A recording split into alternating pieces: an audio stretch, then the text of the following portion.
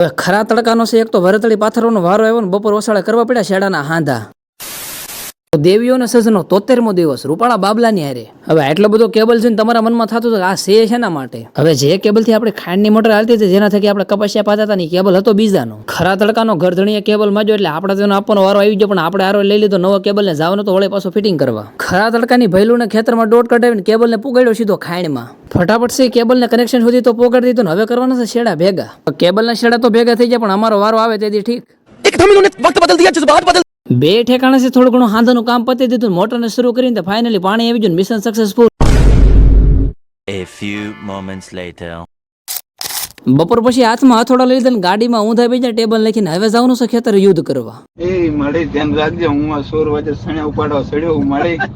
હું તો બ્લોક માં હાલું મળે, મારા આના નીના કઈ લેવા દેવા નહીં. પણ આ તો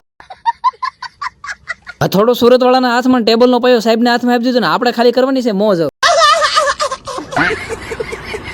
હથોડા મારવાનું એક કારણ છે કારણ કે આપણે કરવાનો છે ઝટકાની પાયો ફીટ, એટલે થોડી ઘણી મહેનત વધારે જ થાય. इस कारीगर को हम 5 लाख नहीं 50 लाख देंगे. 50 लाख? નવા ઝટકાની થોડી ઘણી પાઇપો ખોડી નાખીને જૂના ઝટકાને ગાડીમાં નાખ્યું ને બાકાજી કે બોલતા બોલતા પહોંચી જાય સીધા ઘરે. मतलब वो अलग ही लेवल का बंदा था. ઘરે પહોંચી જાય ને ઘરે પહોંચી નજર મારીને પરબારી કેરી ખવાતી એટલે આપણે થોડા ઘણા બાકી રહે ઝપટો બોલે 7-8 કેરી ઉપાડી જાય. ये क्या हो गया?